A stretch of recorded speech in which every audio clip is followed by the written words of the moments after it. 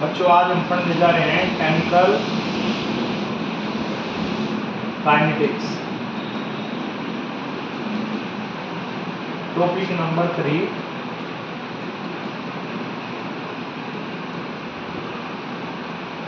Law of mass action.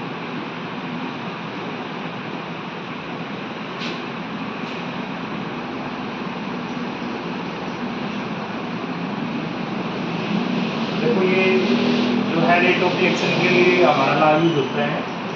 सबसे पहले बात करें, हमारे पास एक रिएक्शन है ए है, बी के बी मोल ले रखे हैं हमने और हमको प्रोडक्ट मिलता है सी के सी मोल हमको मिलते हैं। तो यदि हमको यहाँ पे मास एक्शन के अनुसार रेट लिखना है तो रेट हमारा लिखा जाएगा, rate is directly proportional to किसके, concentration of A, concentration of B, और जो इसके मोल हैं ए के ए मोल और बी के बी मोल। और इसी प्रकार से यदि हम बात करें, इसको प्रोपोर्शनलिटी का साइन हटाएंगे तो हमारे पास आएगा के क्या हमारा रेट कांस्टेंट है लॉ ऑफ मास एक्शन के अनुसार। तो ये हमारा होगा कंसंट्रेशन ऑफ ए और इसी प्रकार से बी की कंसंट्रेशन बी, ये हमारा क्या होगा, रेट होगा। तो ये सिंपल सा इक्वेशन हमारा यहाँ पे बनता है। नेक्स्ट देखेंगे हमारा दूसरा लॉ जो है रेट को निकालने के लिए, उसको कहते हैं रेट लॉ। रेट लॉ के लिए भी हम सेम इक्वेशन लिखेंगे। उसमें क्या होगा, ए के ए मोल प्लस बी के B mole give you see के सी मोल देता है।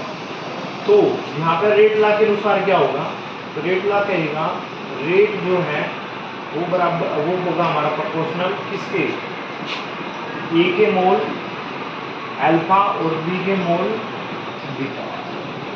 अब यहाँ पे अल्फा और बीटा की बात करें तो यहाँ पे अल्फा बीटा आप ले रहे हो कोई बात नहीं, उसकी जगह आप कोई भी सिंबल यूज कर सकते हो, अल्फा बीटा गामा कोई भी आपका हो सकता है। इसका मतलब क्या है, क्या अल्फा जो है हमारा ए के बराबर है, नहीं, वो बाई चांसली हो सकता है कि अल्फा हमारा ए के बराबर हो। इसी प्रकार से हमारे बी जो बीटा है हमारा, क्या वो बी के बराबर है, हो सकता है कि हो जाए परंतु ऐसा नहीं है। तो हमारा ये क्या कहता है, रेट लॉ। तो रेट लॉ के अनुसार क्या है, ए की पावर अल्फा और बी की पावर बीटा। अब बात करें जब हम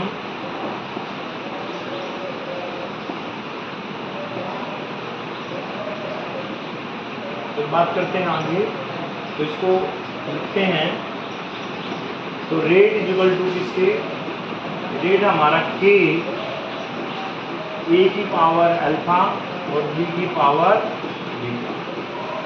तो ये हमारा रेट लॉ। और अभी अभी बताया था मास लॉ के अनुसार क्या होगा, मास एक्शन लॉ।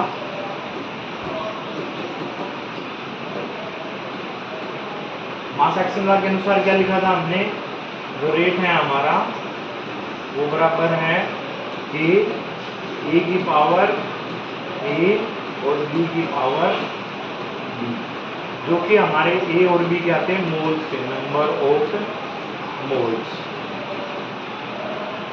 ए और बी ये हमारे नंबर ऑफ मोल्स थे किसके, रिएक्टेंट के। परंतु अल्फा और बीटा ऐसा कुछ भी नहीं है, ये बाई चांस भी हो सकता है कि अल्फा जो है वो उसके बीटा के बराबर, अल्फा जो है वो ए के बराबर हो, उसके मोल बराबर हो जाए, परंतु कभी भी हम इसको बता नहीं सकते। ये चीज़ें हम एक्सपेरिमेंट से बताते हैं।